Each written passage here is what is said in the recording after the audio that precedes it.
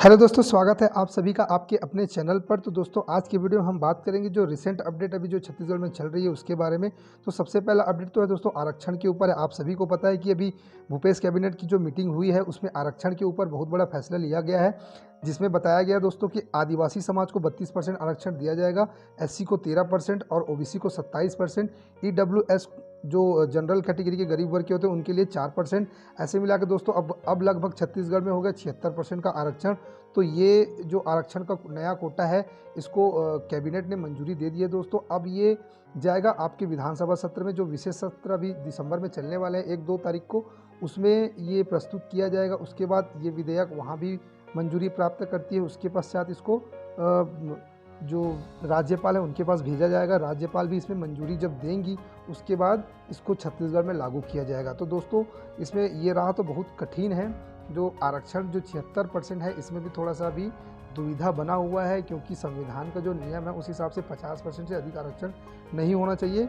लेकिन अभी फिलहाल 76% का आरक्षण का जो कोटा है उसको कैबिनेट ने मंजूरी दे दी है और ये लगभग अब लागू होने की इसकी पूर्ण संभावना है। दूसरा अपडेट जो हमको मिला है बहुत ही बड़ा अपडेट है और बहुत ही अच्छा अपडेट है। बहुत सारे अभ्यर्थी इसका इंतजार कर रहे थे। तो छत्तीसगढ़ लोक सेवा आयोग ने हर बार की भांति इस बार भी 26 नवंबर को अपना जो परीक्षा का नोटिफिकेशन है, जो पोस्ट वाइज नोटिफिकेशन होता है, उसको जारी कर दिया है। जो राज्य सेवा परीक्षा की जो तैयारी कर रहे थे उन अभ्यर्थियों के लिए ये बहुत ही खुशी की बात है और वो अपना तैयारी निरंतर रखें, क्योंकि देखिए जिस हिसाब से निरंतर चलते आ रहा है 26 नवंबर को नोटिफिकेशन आने का जो एक प्रक्रिया है वो चलते आ रहा है, वो लगातार चल रहा है, रुका नहीं है।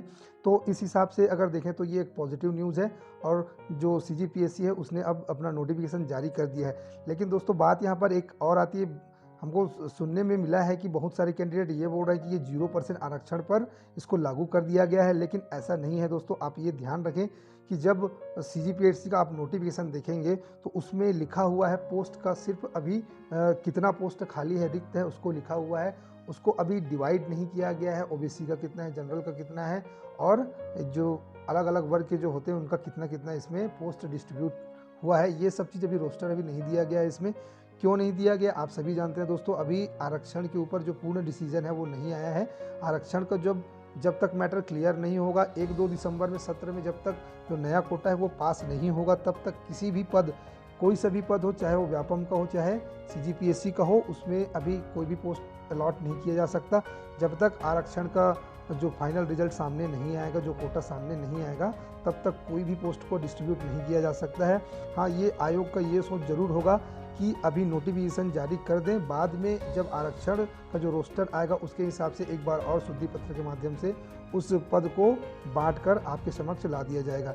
लेकिन कोई बात नहीं, नोटिफिकेशन आ गया, ये बहुत बड़ी बात है। वो आरक्षण का मैटर है, वो 1-2 दिसंबर को सॉर्ट आउट हो जाएगा। उसके बाद जो पद हैं उसको अलग अलग कैटेगरी में डिस्ट्रीब्यूट करके फिर से उसको आपके समक्ष ला करते। अन्य भर्ती परीक्षाएं जो व्यापम लेती हैं, क्या वो भी भर्ती परीक्षाएं अब आ सकती हैं?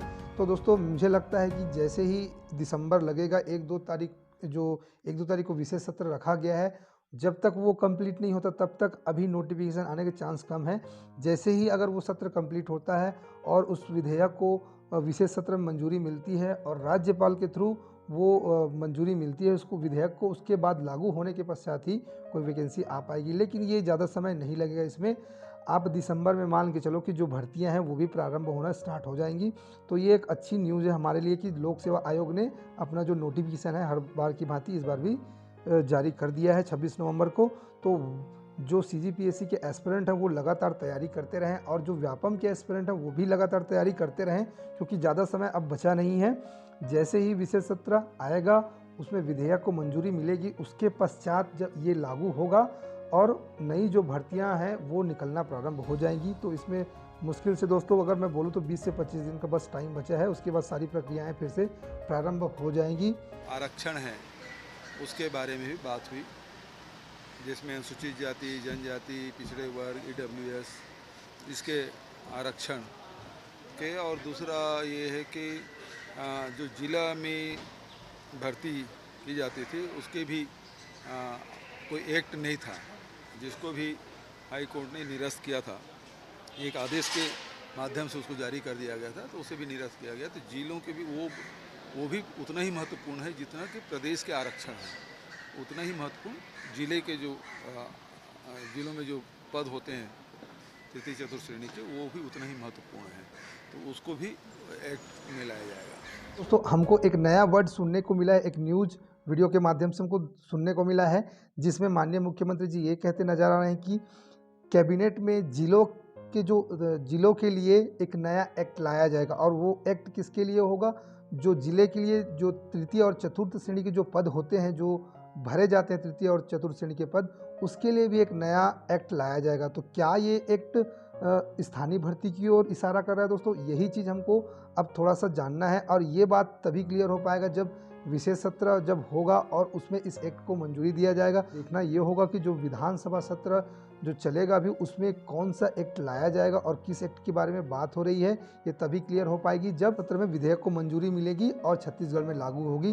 तभी हमको समझ में आएगा कि ये जो एक्ट है जिले का, एक्चुअल में ये कौन सा एक्ट है, क्या ये स्थानीय भर्ती है। तो अभी इसमें कुछ कहना सही नहीं होगा दोस्तों, इंतज़ार करते हैं हम उस एक्ट का और उस विधेयक का जो हमारे समक्ष लाया जाएगा।